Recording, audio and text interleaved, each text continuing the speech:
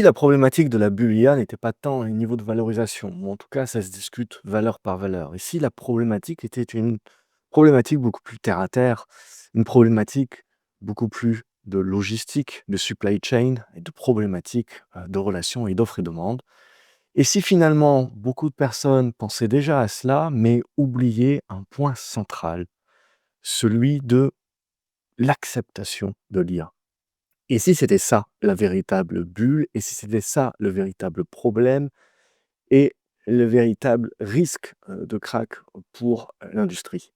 Alors j'avais déjà fait une vidéo pour vous expliquer quel était le maillon faible, on avait parlé de Oracle, de l'endettement, on avait parlé également de OpenAI sur le fait justement qu'on a des chiffres d'affaires qui sont exponentiels, mais des pertes, énormément de pertes et pas de profit certainement avant 2030. Et l'idée, c'était que l'argent de nos jours coûte quelque chose, on n'est plus à des taux zéro, on emprunte entre 4 et 7 suivant la taille des boîtes, voire jusqu'à 9-10 pour certains projets. C'est pas rien, c'est-à-dire que vous ne pouvez pas rester sans profit bien longtemps. Et surtout, la moindre récession, la moindre crise économique va réduire l'argent disponible, les crédits disponibles et donc des problématiques de refinancement. Et ça, c'est un risque, surtout donc pour les plus petites boîtes ou celles qui s'endettent énormément si jamais des acteurs comme OpenAI par exemple n'y arrivent pas. Et c'est pour ça qu'on a un paquet d'acteurs qui vont vouloir s'introduire en bourse dès l'année prochaine pour lever le maximum d'argent à des niveaux de valorisation le plus élevés possible pour pouvoir essayer d'avoir un petit peu de vista sur les années à venir. Mais c'est pas ça dont je veux vous parler ici. Ici, vous avez les niveaux de dette, notamment de Oracle et de pas mal d'autres boîtes, mais voyons un petit peu plus loin. On sait bien qu'on est en train de construire des data centers comme des petits champignons. Ces data centers, ils vont héberger des GPU, des serveurs, des câbles, des infrastructures énergétiques, des routes autour des data centers, et ils vont se construire essentiellement proches, en règle générale, des grandes villes ou à l'écart où il y a des dispositions pour avoir de l'eau, pour avoir de l'énergie peut-être moins chère, et ce genre de choses-là. Et ce sont les États-Unis qui sont en train de construire des quantités énormes. Mais ces data centers, il faut les remplir. Et la problématique, qui se pose maintenant, c'est que on sait très bien qu'on a des goulots d'étranglement qui sont des goulots d'étranglement physiques. On sait très bien que l'IA produit et a besoin d'une masse de calcul énorme. On est dans cette capacité de fournir cela, mais il faut construire les data centers, il y a des délais, il peut y avoir des retards dans les constructions, il peut y avoir des retards également dans les mémoires qu'on va recevoir, les câbles, les infrastructures, tout ce dont on va avoir besoin même jusqu'à la chimie dont on peut avoir besoin in fine. Et ce qu'il faut bien se dire, c'est que pas tout le monde va avoir dans cette course à l'IA. On voit que les 7 magnifiques sont en train de déposer des milliards et des milliards. Ça accélère la course en avant, mais pas tout le monde va pouvoir suivre. Et on risque bien entendu d'avoir des accidents industriels, c'est-à-dire des délais industriels qui vont faire en sorte de pénaliser les chiffres d'affaires ou les résultats que l'on peut attendre et probablement, là aussi, avoir des délais. Et quand on commence à avoir des délais et quand on commence à avoir une demande qui est bien supérieure à l'offre, ça, les parties de prix passent aux enchères. Et à partir de ce moment-là, on a une inflation. Une inflation des matières premières, une inflation des mémoires, une inflation des cartes, des câbles, des machins, des infrastructures et de l'énergie. Si bien qu'aux États-Unis, vous pouvez voir que cette année 2025, on a une hausse des prix de l'énergie, de l'électricité, qui sont bien supérieurs à l'inflation classique du pays. Et je vous le montre ici, c'est une fausse news, Oracle a démenti, mais c'est quelque chose auquel il faut s'attendre, c'est qu'on peut avoir un certain nombre de retards dans les constructions de data centers. Mais même si vous n'avez pas de retard dans les constructions de data centers, certains data centers sont vides parce que on n'a pas de quoi les fournir en carte mémoire, en carte GPU, en serveur, en câble ou en électricité ou en flotte pour les refroidir. Bref, il y a certaines problématiques qui font que pas tous les data centers construits vont pouvoir être opérationnels rapidement. Et le paradoxe dans tout cela, in fine, c'est que c'est un cycle de business normal. C'est juste que on est historiquement sur la pente de création de valeur et d'investissement la plus énorme en termes de quantité d'argent. On est sur les centaines de milliards et sur la vitesse à laquelle cela fait. Parce que évidemment, tout le monde fait la course et veut faire la course en tête Mais in fine, quand on regarde les modèles de langage, c'est pas là où il va y avoir une vraie valeur ajoutée. C'est ça aussi qu'il faut se dire et c'est ça que j'avais dit dans la première vidéo, donc je vais pas le répéter ici. Mais ce qui est important vraiment, sur cette suite, c'est bien de comprendre aussi que tout cet argent que l'on déverse, d'une certaine manière, ça crée des goulots d'étranglement industriels qui peuvent en effet faire des petits ratés et avoir des délais qui peuvent impacter les valorisations et les cours de bourse, bien entendu. Mais ce que ça veut aussi dire, c'est que tout cet argent va permettre d'avoir une ingénierie et avoir une amélioration également, des process, des vitesses, des latences et in fine, en fait, l'argent que coûte aujourd'hui, l'IA au sens global, beh, ça va coûter les modèles vont coûter de moins en moins cher au fur et à mesure où on va avancer. On va avoir des économies d'échelle et là, évidemment, on peut avoir, des problématiques, mais il faut bien se dire que dans les années à venir, on aura des économies d'échelle qui seront également accélérées, grâce à tout cet argent qui est déversé. Évidemment, il y aura une partie de cet argent-là qui sera mal investi, on le sait, d'ores et déjà. C'est ça la véritable problématique aujourd'hui de l'IA et ce qui peut créer des prétextes à avoir des corrections de marché assez importantes parce que les valorisations sont élevées. Mais parler de bulle, on ne peut pas parler de bulle, sauf sur certaines valeurs. Mais ce qu'il faut bien se dire aussi, c'est que le monde du crédit dans lequel on est aujourd'hui, c'est de l'argent qui coûte. Donc, on ne va pas avoir la même capacité que les 15 dernières années à être suffisamment patient pour attendre que les profits arrivent. Les profits devront arriver beaucoup plus vite. Qui plus est, si on prend évidemment une récession ou des petites problématiques économiques au milieu, et ça, il va falloir évidemment l'intégrer. Donc il y a Goldman Sachs qui s'est penché sur le sujet et qui a fait une étude et qui s'est dit: «OK, très bien, on va faire plusieurs scénarios et on va avoir notre scénario de base et on va avoir des scénarios plus ou moins négatifs et positifs au niveau de la construction, des data centers». Ils ne se sont pas posé la question de savoir si on aurait la capacité de les remplir ou pas, parce que c'est une chose d'avoir suffisamment de data centers, c'en est une autre de les rendre suffisamment opérationnels et d'avoir l'énergie disponible pour pouvoir les faire tourner, la flotte disponible pour pouvoir les refroidir et les cartes mémoire et tout ça à des prix évidemment qui sont pas trop déconnants pour rendre le modèle, profitable. Parce que c'est bien beau de les remplir si vous avez les prix qui ont augmenté avec l'inflation, ça réduit d'autant vos marges. Donc ils se sont penchés sur le truc et ils nous ont dit: «Très bien, alors nous, on s'attend, d'ici, 2017 qu'il y ait un taux d'occupation des data centers construits de 93 ce qui est très bien et donc en gros, on voit pas, de problématique. On est sur une offre équilibrée par rapport à la demande». Ça sur 2027 et puis après, à partir des années 2028, on va vers une décélération des investissements probablement, dans l'IA. Cette décélération, elle est normale, elle fait partie du cycle de business également et donc on continuera de construire une décélération de croissance, ça ne veut pas dire un arrêt de la croissance. C'est comme quand les mecs vous disent: «Il y a, moins d'inflation», vous avez toujours de l'inflation. Vous avez une moindre hausse de la vitesse de l'inflation. Donc là, ce sera la même chose. Vous construirez toujours autant de cartes mémoire de GPU, vous aurez toujours besoin de plus de puissance, même si on fait les économies d'échelle et qu'on est dans la capacité de faire tourner les modèles avec moins d'énergie demain, parce qu'ils seront plus économes, avec, moins de puissance de calcul éventuellement, vous aurez toujours un besoin, comme ça sera adopté par de plus en plus de personnes et de business, vous aurez un besoin global qui sera toujours plus grand. C'est comme, quand vous parlez du charbon, on sait très bien que le charbon, sera plus une énergie d'avenir. Ce que j'avais expliqué il y a quelques années, c'est qu'à un moment donné, même si ça a une part dans le mix énergétique de chaque pays, le charbon qui est de plus en plus réduit, vous avez tellement besoin de plus d'énergie à l'avenir que cette part, même qui se réduit de 10, 9, 8, 7 représente toujours une quantité de charbon à produire plus importante et donc vous avez toujours globalement besoin normalement d'investir. Mais il n'y a plus personne qui investit, donc le prix monte et vous avez une inflation par les matières premières. Donc c'est ça, qui est aussi à intégrer, c'est que c'est pas parce qu'on parle de décélération que ça veut dire, fin du monde. C'est juste on a tellement des niveaux d'accélération de croissance actuellement et d'investissement qui sont énormes aujourd'hui que forcément, il y aura une décélération à venir à l'avenir et Goldman Sachs nous parle de 2028 par exemple. Donc ils ont le scénario, qui est, négatif évidemment, c'est de dire: il y a une adoption, de l'IA qui est telle, on n'a pas suffisamment, de serveurs, on n'a pas suffisamment de cartes mémoire, de trucs, de machin et on n'a pas suffisamment donc de, data centers pour pouvoir répondre à la demande et donc forcément, ça, la problématique, in fine, c'est juste que les projections qui ont été faites de profit, pour un certain nombre d'entreprises, eh ben, il y aura un délai. Ça sera pas achevé, il y aura un délai et ça forcément, le marché, au niveau des valorisations qu'il a déjà anticipées pour les années à venir, patati patata, il va sanctionner et il sanctionnera. Et la problématique, c'est que vous êtes dans une économie qui est quasiment circulaire.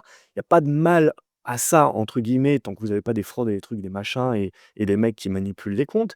Mais il suffit, en fait, l'idée de ça, c'est qu'à un moment donné, il va suffire qu'il y ait quelques petits acteurs, évidemment, qui déraillent, qui ont des dettes trop importantes, et cetera, pour que ça fasse peur sur l'ensemble du marché. Mais là aussi, c'est un cycle de vie du business qui est normal. C'est-à-dire que vous avez la phase d'expansion.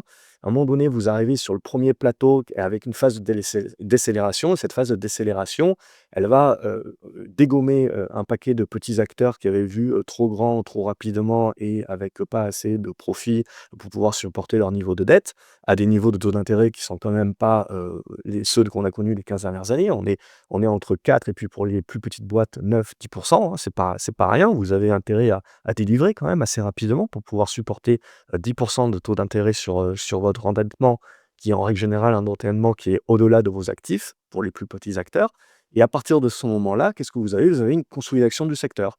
Donc on a les petits, les trucs machin qui vont mourir, on a ceux qui sont intéressants qui seront rachetés par les gros et il y aura des fusions-acquisitions et voilà. On est dans un cycle normal. Vous avez la phase d'expansion, on survalorise parce qu'on anticipe déjà les résultats futurs dans quelques années. Puis vous avez une phase de décélération, quelques prétextes, goulot d'étranglement, et cetera, qui fait qu'on va consolider le secteur, on va nettoyer et puis là, derrière, vous arriverez réellement dans la phase de maturité du produit où il y aura la vraie capacité de voir naître, ceux qui vont réellement pouvoir profiter des investissements qui sont faits aujourd'hui, en étant plus CapEx light et en profitant avec des marges supérieures. Et ils seront nés, post, on va dire, la première phase de, consolidation, du marché.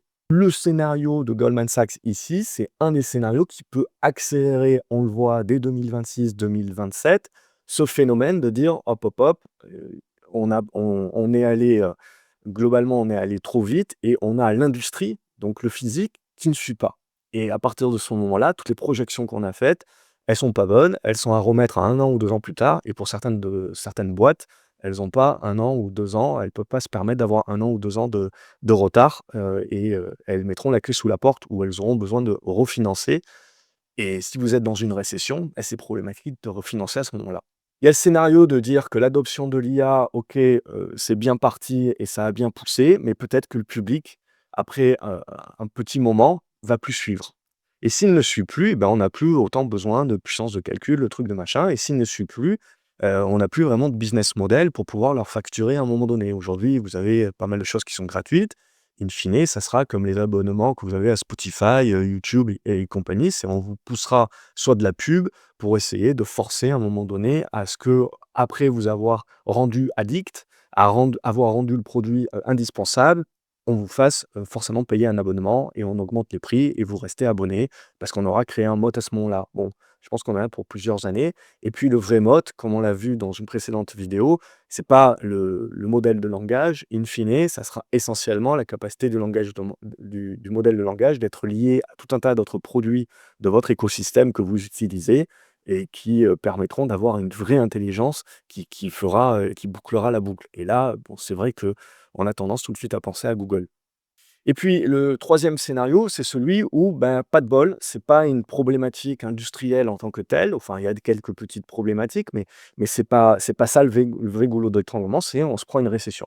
Pour une raison X ou Y, à un moment donné, on se prend une récession et donc ça ralentit directement le flux d'argent.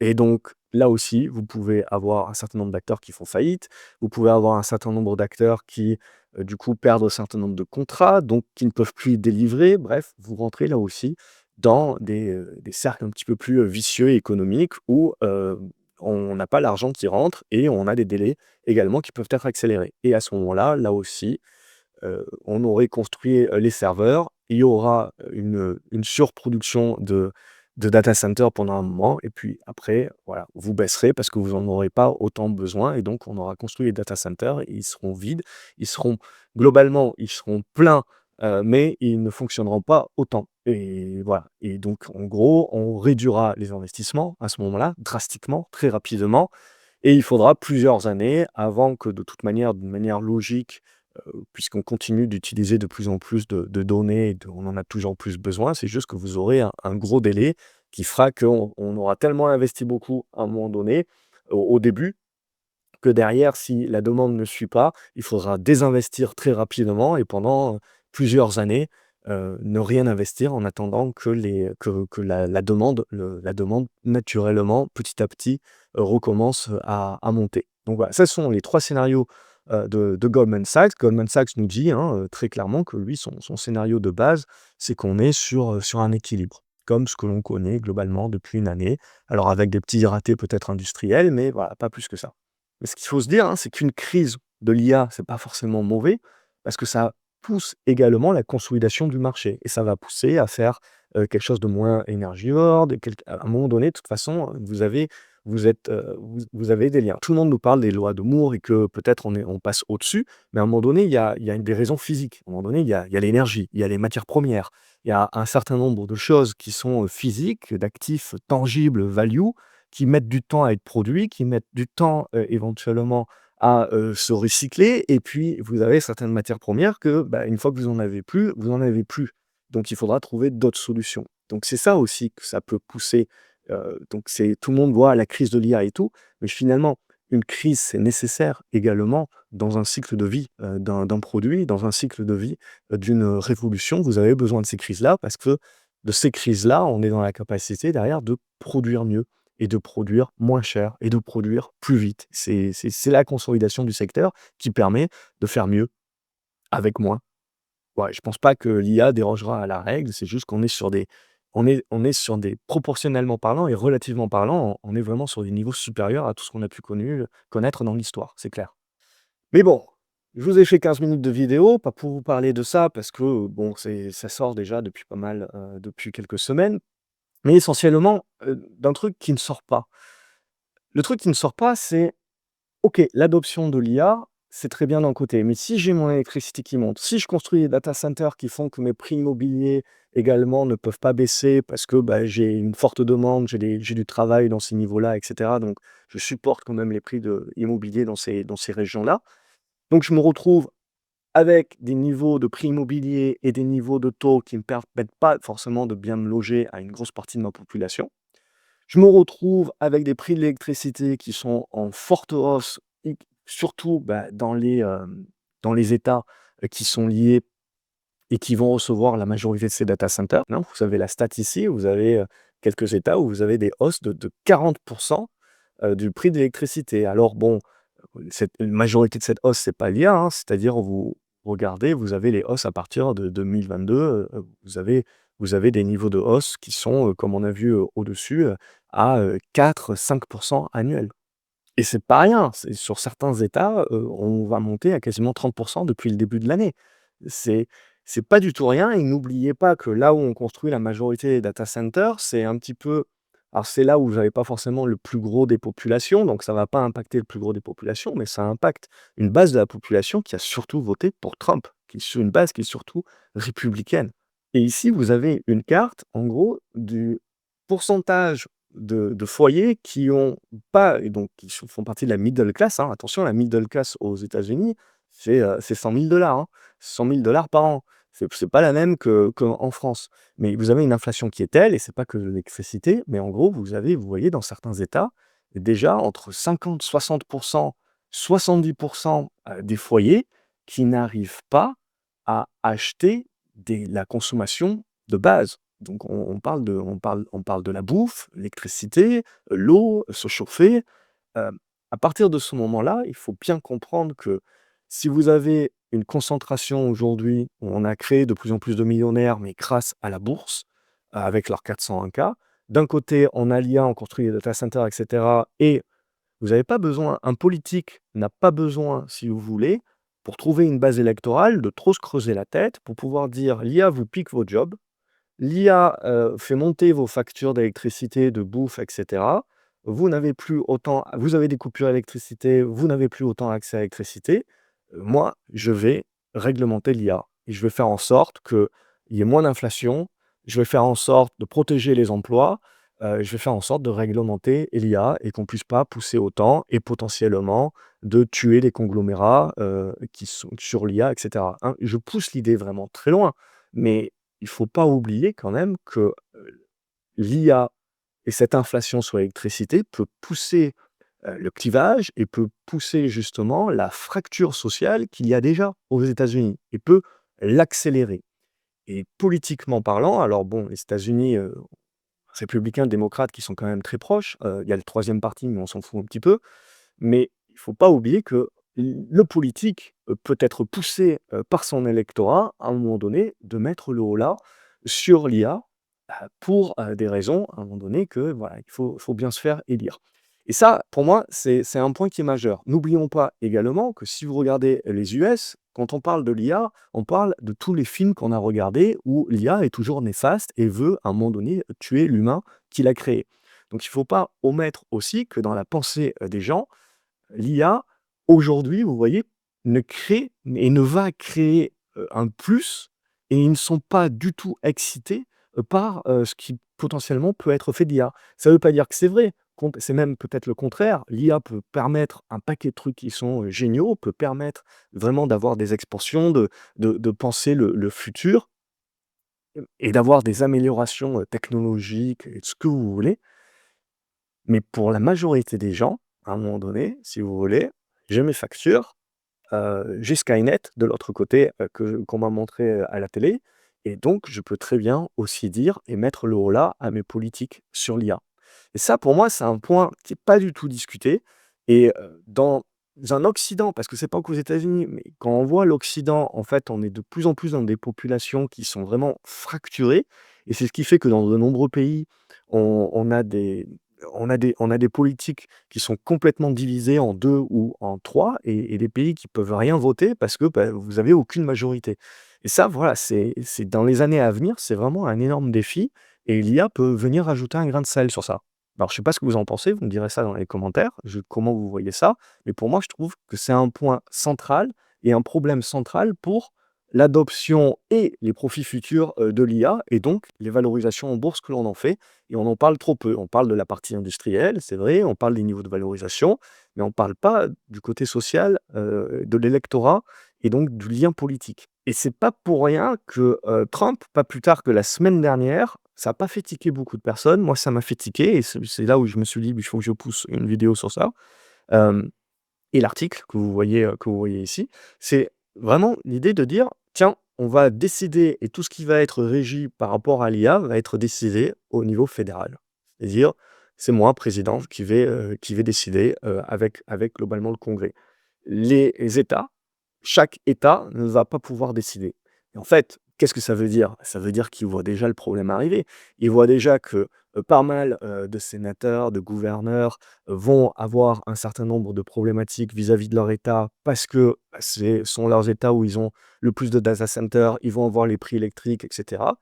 Ça va être une frange de la population, ça va pas être une grosse partie de la population parce que les mecs, ils vivent au milieu des États-Unis, mais à un moment donné, ils peuvent faire pression sur, leur politique et ça peut remonter. Donc ils essayent de couper ça dès le départ. Mais pour moi, voilà, ça me fait tiquer.